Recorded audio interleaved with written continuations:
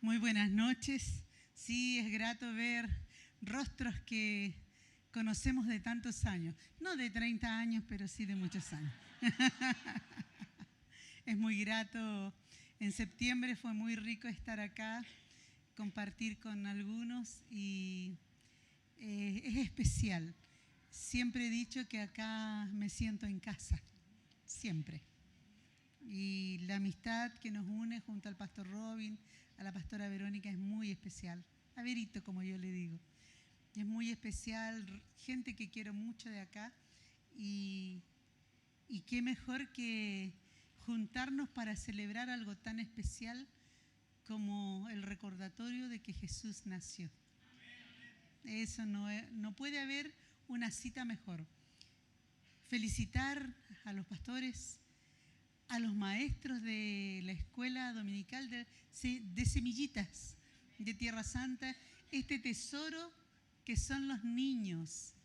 ¡Wow! Nosotros estamos orgullosísimos porque en nuestra iglesia tenemos alrededor de 15 niños. Todos nos sentimos grandes. Pero al ver ahora este tremendo ramillete de niños, cuídenlos. A los papás, cuídenlos. Protéjanlos, enséñenlos, porque hay un tesoro. Y le decía a Cristal, es la iglesia, el legado, la iglesia del futuro. Si el Señor no ha venido antes, ellos estarán en este lugar. Un día ellos estarán aquí, uno de ellos estará acá. Pero depende de nosotros enseñarles. La palabra de hoy, no sé si ya está puesta ahí, por favor, si son tan amables, si nos ayudan. Mientras la ponen, yo hablo otro poquito. No me cuesta, pero vamos a ir al texto. Me dio mucho gusto leer la tarjetita porque el texto es el mismo que traemos hoy. Isaías 9, desde los versículos 6 al 7, de un pesebre a una cruz. Mire usted el contraste, de un pesebre a una cruz. Mire, me están facilitando mucho la vida. Dice así el texto: porque un niño nos es nacido, hijo nos es dado, y el principado sobre su hombro, y llamará a su nombre admirable consejero, Dios fuerte, Padre eterno, príncipe de paz. ¿Seguimos, por favor? Hasta ahí, que yo lo tengo más. Lo dilatado de su imperio y la paz no tendrán límite sobre el trono de David y de su reino, disponiéndolo y confirmándolo en juicio y justicia desde ahora y para siempre. El celo de Jehová de los ejércitos hará esto. ¿Le parece si se pone en pie y oramos? Con esa honra de vida a nuestro maravilloso Dios. Oramos. Señor, bendecimos tu nombre. Te damos gloria, honra y alabanza, porque eso es justo delante de ti. Te damos honra, te damos gloria. Hace unos minutos atrás entonábamos gloria. Gloria a Dios en las alturas. Gloria a tu nombre, Señor. Tú eres maravilloso, eres precioso, eres digno de ser exaltado. Nadie como tú merece ser glorificado y exaltado. Solo tú mereces gloria, honra y honor en los cielos, en la tierra y debajo de las aguas. Solo tú. Y ante ti nos presentamos ahora, Señor, para estudiar tu palabra, para atender tu palabra. Usa a tu siervo como instrumento escogido. Dale gracia, sabiduría, esa practicidad que le has dado hasta el día de hoy para enseñar tu palabra. Y a nosotros, oídos atentos, como si fuéramos niños, que podemos creer sin inconveniente, con fe, sin dudar, para desaprender lo que está mal aprendido y aprender lo que necesitamos aprender. Encomendamos este tiempo precioso a las manos del Espíritu Santo En el nombre de Jesús. Gracias, Señor. Dios les bendiga. Tome asiento.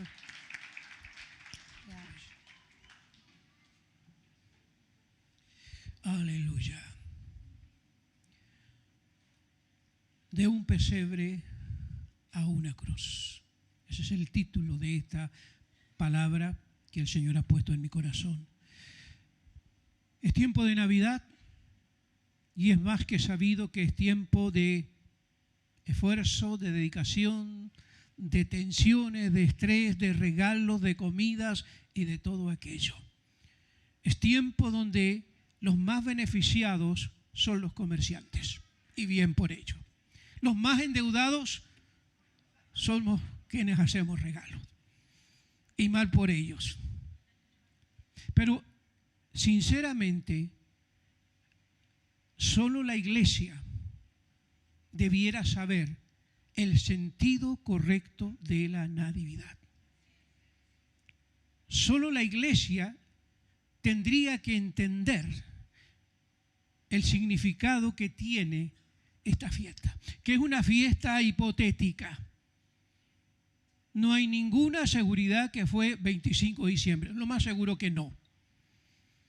Lo más seguro que fue a lo que sería para nosotros otoño o invierno, que allá era primavera en Oriente, por algunos detalles como que había pastores que velaban, cuidaban las ovejas. Eso nos da a entender que en Oriente lo que aquí ya ahora es verano, allá es entrada de otoño-invierno. No hay fecha exacta. Lo importante es que Cristo nació. Y que nació en un lugar específico profetizado por Miqueas, 800 años antes de Cristo. Isaías y Miqueas fueron contemporáneos, siglo VIII antes de Cristo. Isaías profetizó esto, porque un niño nos es dado, hijo nos es nacido, y el principado sobre su hombro, y llamará su nombre admirable consejero, Dios fuerte, Padre eterno, príncipe de paz. Lo dilatado de su imperio no tendrá fin. Eso profetizó Isaías. Miqueas paralelamente dijo que nacería en Belén. Miqueas 5, y tú, Belén, Efrata, una pequeña aldea. Dios dispuso que allí fuese el nacimiento del Mesías. Todo fue planificado antes de la fundación del mundo. Todo fue diseñado en la eternidad, antes que existiera creación alguna. La Trinidad de Dios planificó. Yo siempre tengo la metáfora, en algún momento de la eternidad, cuando no había nada de nada creado, ni siquiera ángeles, esta bendita Trinidad predestinó el curso de la historia humana. Planificó lo que habría de ser la creación, lo que habría de ser la historia humana y lo que habría de ser la salvación de un mundo perdido en el pecado. Todo fue predestinado por la omnisciencia perfecta de Dios. Eso se cumplió. La profecía de Miqueas se cumplió cabalmente y fue en Belén donde Jesús nació.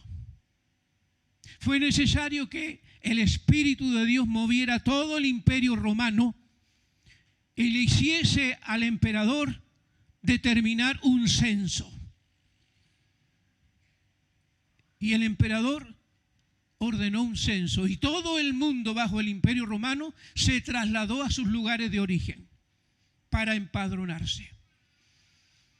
Y José, que vivía en Nazaret, a 90 o 100 kilómetros al norte de Judea, tomó su esposa embarazada ya y se trasladaron a Belén, porque allí habría de nacer el Mesías. Todo fue planificado, predestinado antes de la fundación del mundo. Este niño sería un príncipe de paz, sería un Padre eterno, sería un admirable consejero, sería un Dios fuerte. Avancemos, por favor. A ver si ponemos la otra. Eso es. Lucas dice que el ángel le dijo a María, el santo ser, y lo pongo con mayúscula, el santo ser que nacerá será llamado Hijo del Altísimo. El Señor Dios le dará el trono de David su padre y reinará sobre la casa de Jacob para siempre y su reino no tendrá fin. Lucas rescata esto de lo que fue el diálogo del ángel con María, cuando le lleva el mensaje de que ella sería cubierta por el Espíritu Santo. El Espíritu te hará sombra. Y ahí se produce el gran milagro de la concepción sobrenatural. No hay un nacimiento virginal como promueve el dogma universal. No hubo un nacimiento virginal.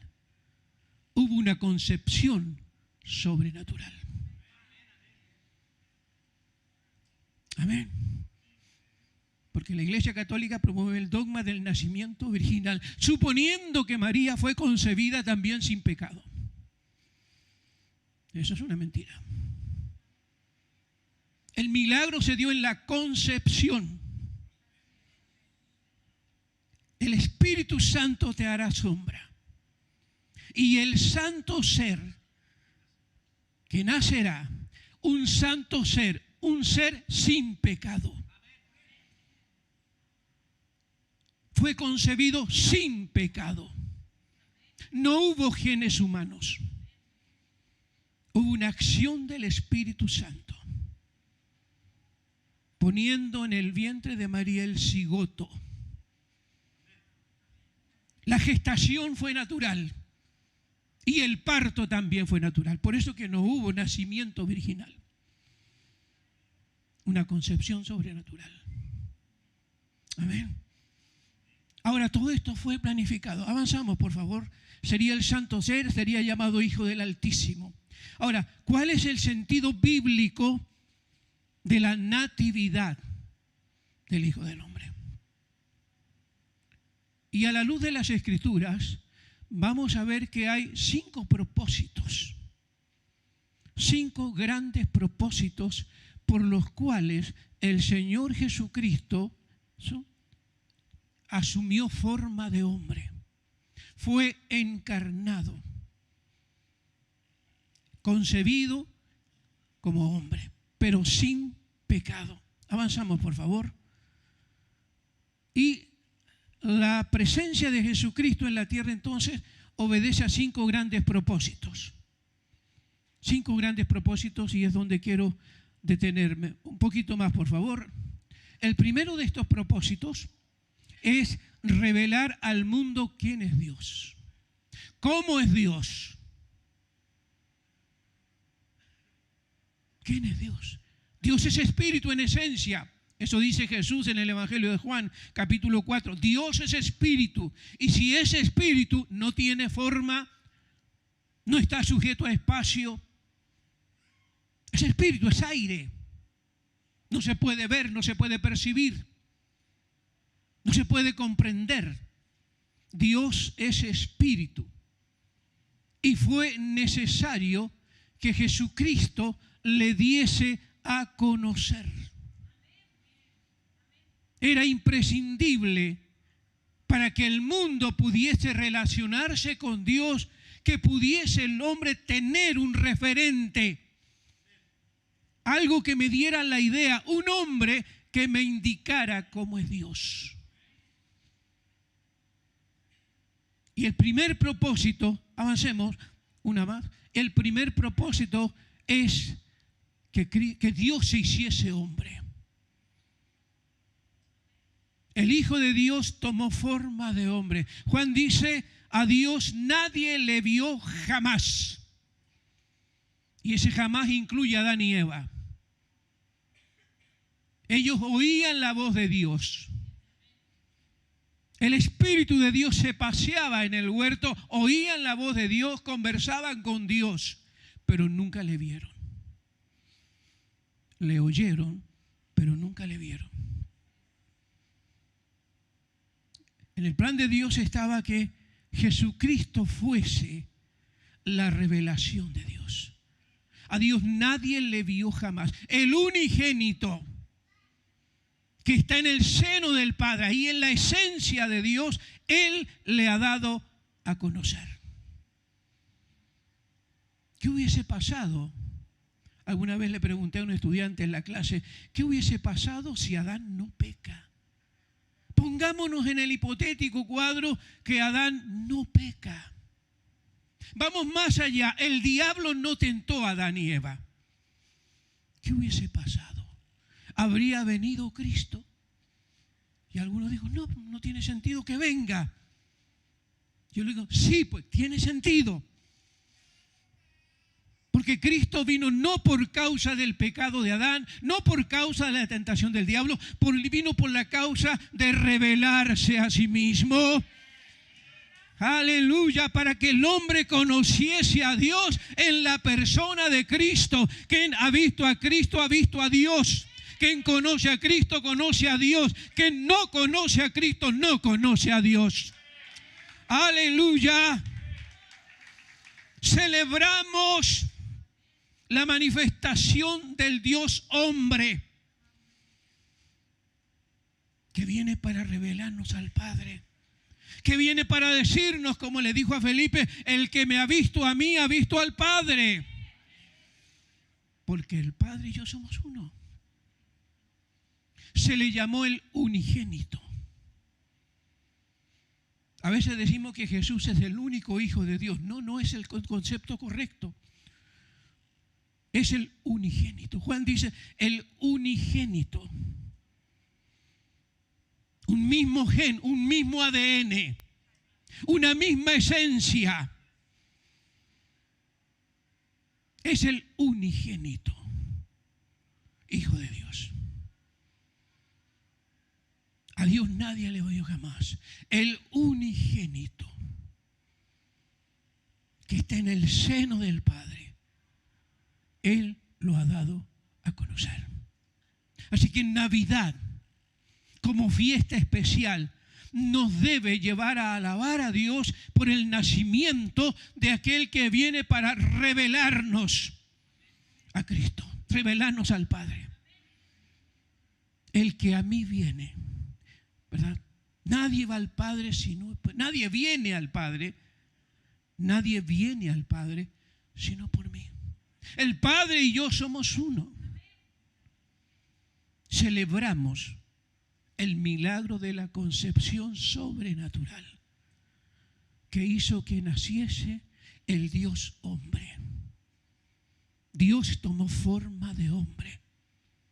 Filipenses capítulo 2, siendo en forma de Dios, no estimó el ser igual a Dios como cosa a que aferrarse. Se despojó de su gloria, no de sus atributos.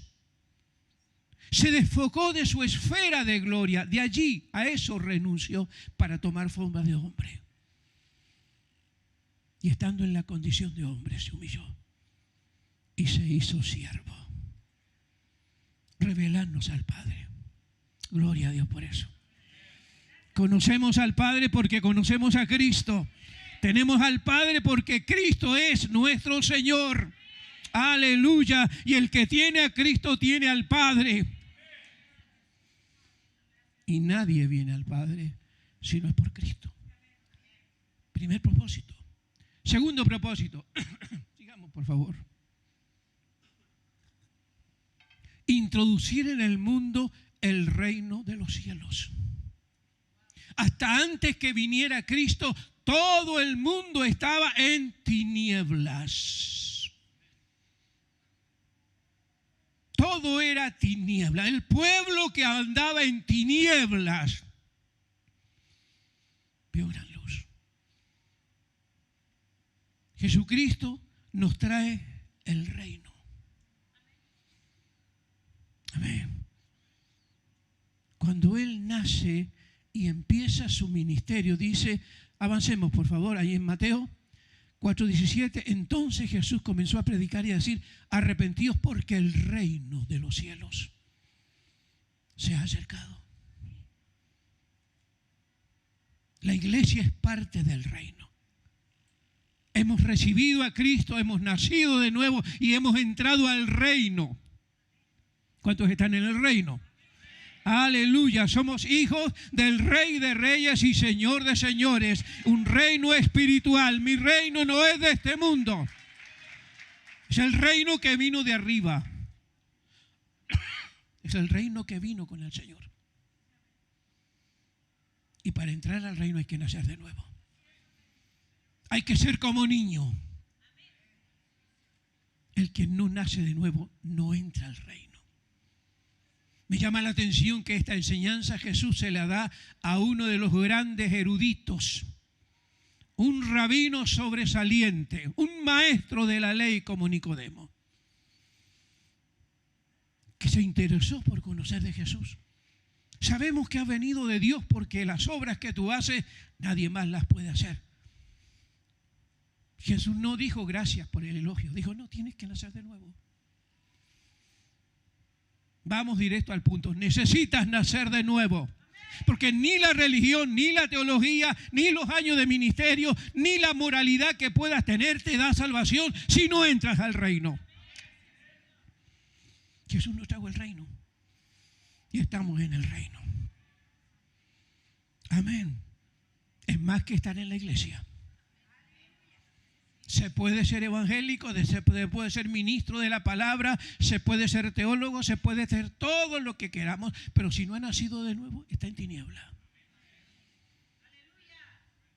Si no ha nacido de nuevo, está en tiniebla.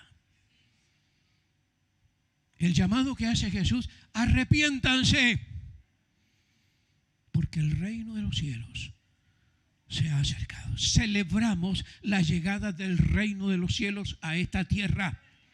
Navidad nos hace recordar que en alguna ocasión cuando Cristo Jesús nació, con Él vino la luz del reino y andamos en la luz y vivimos en el reino y Cristo es el Señor de este reino. Y Él vuelve como Rey de Reyes y como Señor de Señores para levantar a un pueblo redimido por su sangre. Celebramos la llegada del reino. Aleluya. Todavía no vemos viejito Pascuero, ni Santa Claus, ni nada de eso. Amén. Tercero, vamos por favor. Levantar un pueblo para Dios, su iglesia. Hubo un pueblo que Dios levantó de los lomos de Abraham, pero un pueblo que nunca conoció a Dios. Un pueblo que fue destruido porque le faltó conocimiento. Un pueblo que en algún momento, como dice Mateo 15:8, este pueblo de labios me honra. Un pueblo que se hizo religioso. Cristo viene para levantar una iglesia. Un pueblo. Mateo capítulo 19, capítulo 16. Y sobre esta roca, le dice Jesús a Pedro, voy a edificar mi iglesia. Mi asamblea de gente redimida. Esa es la idea de iglesia. Gente redimida. Asamblea de gente redimida con un fin. Con un propósito. La gran comisión. Y esta iglesia tendrá tal poder que ni las puertas del Hades, ni las puertas de la muerte pueden contra ella. Es un pueblo vencedor, es un pueblo invencible, es un pueblo indestructible, es un pueblo que nada ni nadie lo puede destruir. ¡Aleluya! Denle un aplauso fuerte al Señor.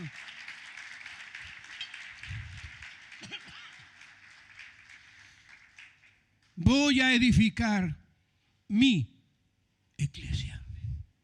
Avanzamos una lámina más. Pablo dice a Tito: Jesucristo se dio a sí mismo por nosotros para redimirnos de toda iniquidad y purificar para sí un pueblo propio, un pueblo propio, celoso de buenas obras. Eso es la iglesia. La iglesia que celebra el hecho de que estamos en el pueblo perfecto, en la nación perfecta, en la nación donde prevalece el señorío de Cristo, donde prevalece la santidad, donde prevalece la consagración, donde están las personas redimidas por la sangre de Cristo Jesús, donde están pecadores que habiendo estado perdidos, ahora son salvos. Personas que habiendo estado sumidas en la inmoralidad han pasado de muerte a vida. Es la iglesia de Jesucristo. Aleluya, que no es religiosa, que no es filosófica, que es espiritual. Compuesta por personas redimidas por la sangre de Cristo. Un pueblo celoso de buenas obras. Un pueblo de verdaderos adoradores, adoradoras. Un pueblo que tiene la esperanza de un pronto arrebatamiento, un levantamiento a la gloria eterna. Un pueblo que tiene la esperanza de que en algún momento muy breve los portales del cielo se abrirán. Seremos levantados a la gloria eterna para encontrarnos con el Rey de Reyes y el Señor de Señores. ¡Aleluya! Vino para levantar un pueblo, revelarnos al Padre, traernos un reino espiritual, levantar una iglesia para sí mismo, mi iglesia. Que ni es pentecostal, ni bautista, ni presbiteriana, nada de eso. Es la iglesia de Jesucristo. Aleluya. Donde los demás somos meros siervos. Meros obreros, redimidos por la sangre de Cristo. Navidad nos recuerda eso, que Él vino para levantar una iglesia. Propósitos específicos: revelarnos al Padre, establecer el reino en la tierra, levantar una iglesia. En cuarto lugar, redimir a la humanidad. Lo he ordenado en orden secuencial. Primero nos revela al Padre, establece el reino, levanta una iglesia y su obra humana, su obra redentora, termina en una cruz. Redimir al mundo de la esclavitud del pecado. Nació en un pesebre muy humilde y murió en una cruz como un maldito, en lugar del pecador. Aleluya. Sigamos, por favor. Y llamará su nombre Jesús, le dijo el ángel a María. Se va a llamar Jesús, Yeshua. Hoy día se discute por ahí en los campos teológicos si era correcto el nombre hebreo, el nombre griego, el nombre español. No importa. Lo que indica es el sentido de su nombre, porque Él salvará al pueblo de su pecado. Le vas a poner Yeshua en hebreo. Jesús para nosotros. El sentido es el nombre. Porque Él salvará al pueblo, al mundo, de su pecado. Él vino para morir en una cruz. A Él no lo mató a alguien. Él dio su vida. Murió en el momento exacto, de la manera correcta, todo predeterminado. En una cruz. Llevó el pecado de toda la humanidad. Cargó con nuestra naturaleza pecaminosa. Romanos 6:6, nuestro viejo hombre fue crucificado juntamente con Cristo, para que el poder del pecado ya no domine nuestras vidas. Con su muerte nos redimió, nos compró, nos liberó. para que seamos libres del pecado, pero vivos para Dios. No reine el pecado en vuestro cuerpo mortal, de modo que lo obedezca, sino que presente sus miembros en sacrificio vivo. Él vino para morir, porque el Hijo del Hombre vino a buscar y a salvar lo que se había perdido. A eso vino. Eso nos recuerda a Navidad. La obra redentora de Cristo. Que en algún momento, hay una fecha más exacta, lo que es Pascua para nosotros, Semana Santa, en esos días murió Cristo en una cruz. Y cuando Cristo muere, lo terrible allí es que cargó con el pecado de toda la humanidad. La ira de Dios vino sobre él. Allí en el Getsemaní, pocas horas antes de la cruz, Jesús ora y está profundamente conmovido. Su hombre, su figura humana, sus sentimientos se estremecen, suda como grandes gotas de sangre, sabe que le espera algo terrible, que no es la cruz, que es terrible. La cruz va a ser el patíbulo donde Dios va a derramar su ira sobre el pecado, sobre la humanidad en la persona de Cristo. Si es posible, pase de mí esta copa. ¿Cuál copa? La ira. La ira de Dios. Alguien tenía que pagar. Alguien que fuese hombre. Ni siquiera un ángel podría haberlo hecho. Y como no había hombre que lo pudiese hacer, el Hijo de Dios toma forma de hombre para llevar el pecado de la humanidad. Ese día de la crucifixión fue el día grande y terrible que anunciaron los profetas. No ha habido ni habrá día más terrible que el que hubo hace 2021 años atrás, si somos exactos. Porque ese día la ira de Dios cayó sobre la persona de Cristo. La tierra tembló. A media tarde se oscureció, se abrieron sepulcros, se rasgó el velo del templo. Fue la ira de Dios. Dios castigó al mundo en la persona de Cristo.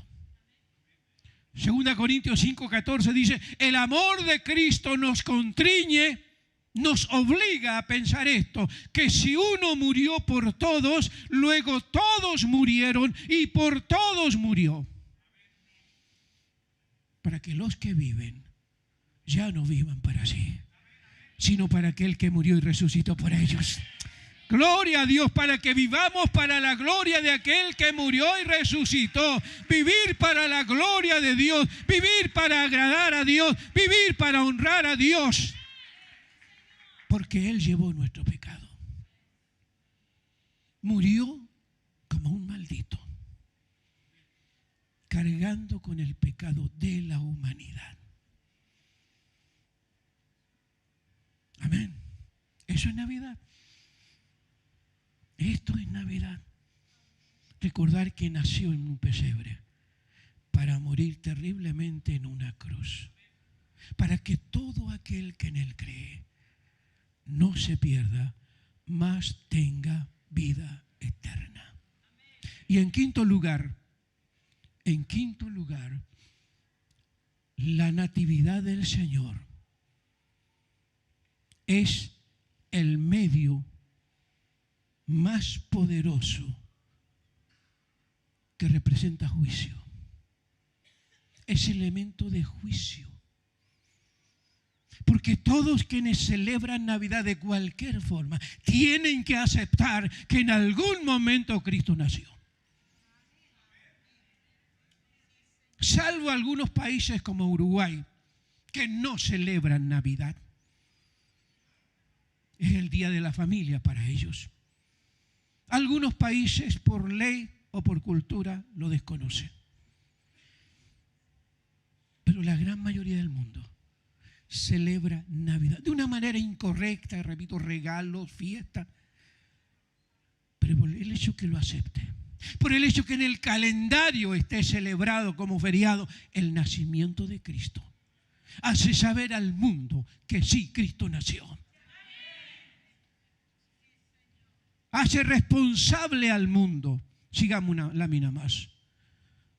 De esta palabra de Juan 3:16. Porque de tal manera amó Dios al mundo que ha dado a su unigénito Hijo para que todo aquel que en Él cree no se pierda, mas tenga vida eterna. El que en Él cree no es condenado.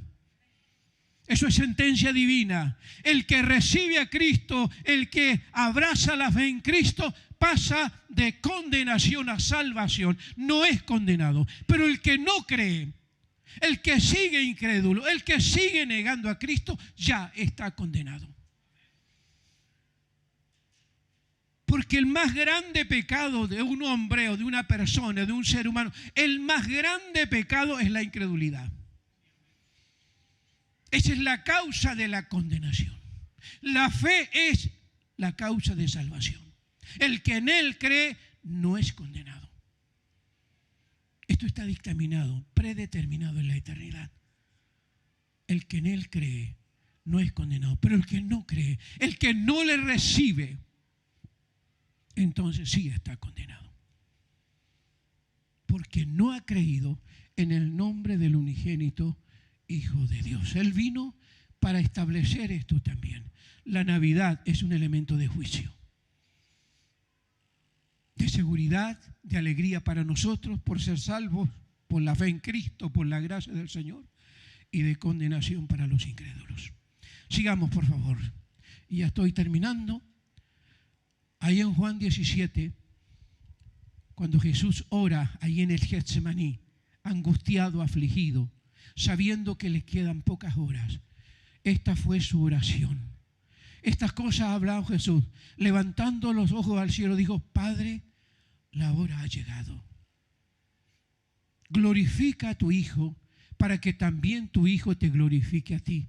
Como le has dado potestad sobre toda carne, para que dé vida eterna a los que le diste. Y esta es la vida eterna, que te conozcan a ti, el único Dios verdadero. Esto es vida eterna. Conocer a Dios en Cristo. La vida eterna empezó para nosotros. Ya la estamos viviendo por fe. Ya la empezamos a vivir de momento que recibimos a Cristo por la gracia de Dios y estamos siendo transformados por el Espíritu Santo. Ya estamos caminando en comunión con Dios. Ya tenemos vida eterna. Y la vida eterna consiste en conocer a Dios. Y esta es la vida eterna, que te conozcan a ti, el único Dios verdadero, y a Jesucristo, a quien has enviado. Yo te he glorificado en la tierra. Y mira esta frase: he acabado la obra que me diste que hiciese. Jesús vino como Mesías, como enviado, como ungido.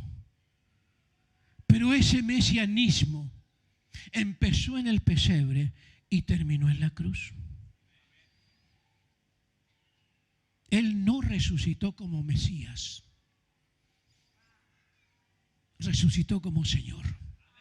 Filipenses capítulo 2, y Dios le dio un nombre que es sobre todo nombre, para que en el nombre de Jesús ahora se doble toda rodilla de lo que está en los cielos, en la tierra, debajo de la tierra, y toda lengua confiese que Él es el Señor. Él es el Señor. En los ángeles, en los creyentes, Él es el Señor. Ante Él se dobla toda rodilla. El mesianismo terminó. He acabado la obra que me diste que hiciese. Te he revelado al mundo. He establecido el reino. He levantado una iglesia. He derramado la sangre por el mundo. Glorifícame con aquella gloria que tuve antes contigo. Póngase en pie, por favor. Si puede darle gracias, levantar brazos y darle gracias. Y decir, Señor, gracias, porque esto es Navidad. Bien por una bonita cena, bien por un regalo que podamos hacer. Pero Navidad es esto, lo que Dios diseñó como plan de salvación, para que todo aquel que en Él cree no se pierda. Demos gracias al Señor. Aleluya, aleluya. Burrakaya andaruba pasai tarakroba. Y orosai andarubia tarraba. Gracias, Señor. Gracias, gracias por la fe en Cristo Jesús.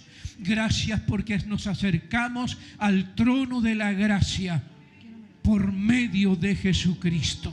Gracias porque somos parte del reino eterno por medio de Jesucristo. Gracias porque estamos en la iglesia, el pueblo santo, por medio de Jesucristo. Gracias porque somos salvos de la ira, de la condenación, por medio de Jesucristo. Damos gloria a tu nombre. Damos alabanzas a tu nombre. Te exaltamos por Jesucristo. Amén y amén.